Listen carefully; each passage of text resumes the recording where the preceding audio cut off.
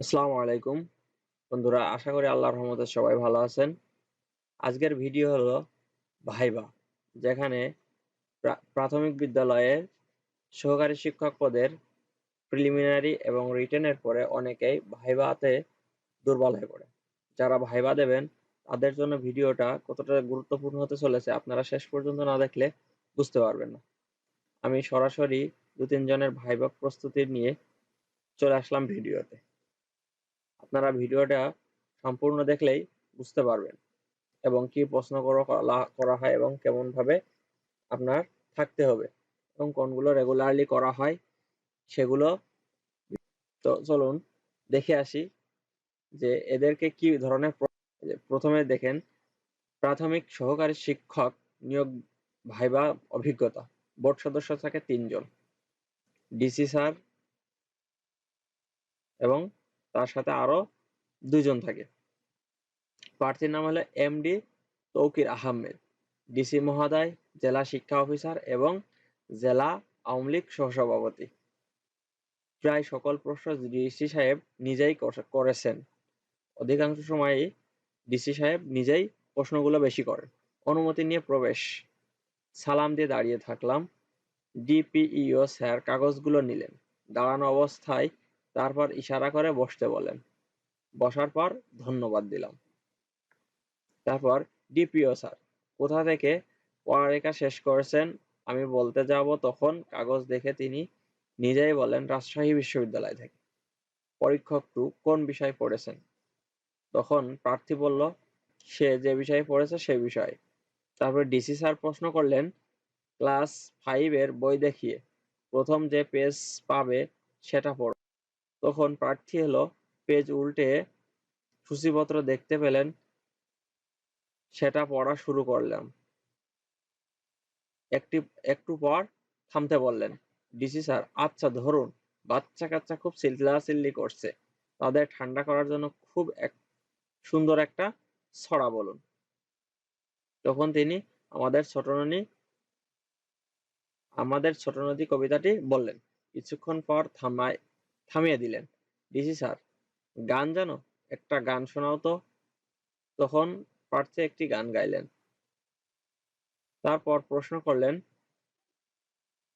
DC sir, বাহ সুন্দর, ঠিক আছে, বলুন তো মুক্তিযোদ্ধা জানুয়ারি থেকে ডিসেম্বর পর্যন্ত উল্লেখযোগ্য দিবসগুলো সিরিয়ালি। তখন তিনি দিনগুলো উত্তর দিতে শুরু করলেন। প্রথমে হলো 16ই ডিসেম্বর বলে ফেলেছিলেন। উনি বলেছেন এর আগে কিছু নেই। তখন তিনি সরি স্যার বললেন।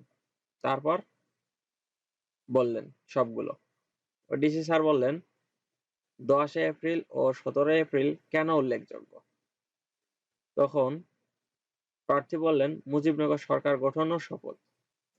ডিসি স্যার আবার প্রশ্ন করলেন 25শে মার্চ কি? প্রার্থী বললেন কালো রাত্রি। ডিসি স্যার তখন বললেন আর কি বলা হয়? প্রার্থী বুঝতে পারলেন না সে কি জানতে চাচ্ছে। বললেন অপারেশন সার্চলাইট। বলল ঠিক আছে। ডিসি স্যার এটি কি দিবস? এটি কি কোনো দিবস? তখন প্রার্থী বললেন জি স্যার, গণহত্যা দিবস। তখন ডিসি স্যার আবার প্রশ্ন করলেন হ্যাঁ, এটি কি সংসদে অনুমতি হয়েছে? প্রার্থী বললেন জি স্যার।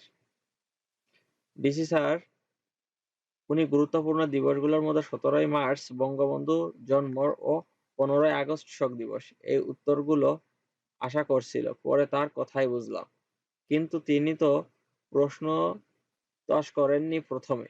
উনি বললেন 17 মার্চ আগস্ট এগুলো বললেন কেন?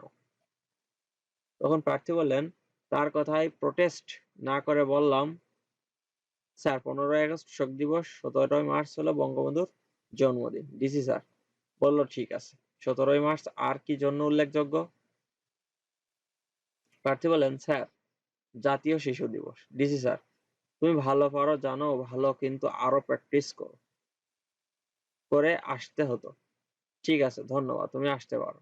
এখন আমি সবাইকে ধন্যবাদ দিয়ে 2 ধাপ পেছনে এসে ঘুরে চলে আসলাম। সবাই এটাই করবেন যে 2 ধাপ আগে তাদের মুখ ফিরিয়ে 2 ধাপ পেছিয়ে তারপরে আপনি উল্টোমুখ ঘুরে তারপর আসবেন। প্রাইমারি তারপর আরেকজনের ভাইবা নিয়েছিল, সেটি আমি আপনাদের সাথে তুলে ধরব। প্রাইমারি ভাইবা অভিজ্ঞতা, এটা যেকোনো একটি জেলায় হয়েছিল। প্রার্থী সালাম দিয়ে ভিতরে প্রবেশ করেন এবং ওদের ইন্ট্রোডিউস ইয়োরসেলফ বা নিজের সম্পর্কে বলতে বলে। তখন তিনি বললেন। পরীক্ষক তখন প্রশ্ন করলেন, আপনি তাহলে বাংলা বিভাগে পড়ালেখা করেছেন, বাংলা ভাষার উৎপত্তি সংক্ষেপে বলুন। প্রার্থী বললেন। পরীক্ষক আবার প্রশ্ন করলেন, কবর কবিতার কয়েকটি লাইন বলুন। তখন আবার বললেন। পরীক্ষক, এটা কোন গ্রন্থ থেকে নেয়া? প্রার্থী, প্রথম কাব্যগ্রন্থি রাখালি। রসকালগত এটি সম্পর্কে বলা হয়েছে। তারপর তিনি বললেন, পরীক্ষক, পোড়ামাটি নীতি কি? প্রার্থী এটা জানে না, আর আপনারা না জানলে অবশ্যই সরি বলে দিবেন, সরি স্যার। পরীক্ষক, সৃজনশীল প্রশ্ন পদ্ধতির জনক কে? Benjamin Samuel Bloom. পরীক্ষক, তার তৌব্যটি কি? সরি স্যার, জানে না। পরীক্ষক, ঠিক আছে, আপনি আসেন। ধন্যবাদ দিয়ে চলে আসলো। তো যারা প্রাইমারিতে ভাইবা দেবেন, এরকম আরো অন্যান্য টিপস ফলো করবেন, এবং যে আপনি যদি ফলো করেন তাহলে আপনার ভাইবাটা আরো প্রস্তুতি ভালো হবে।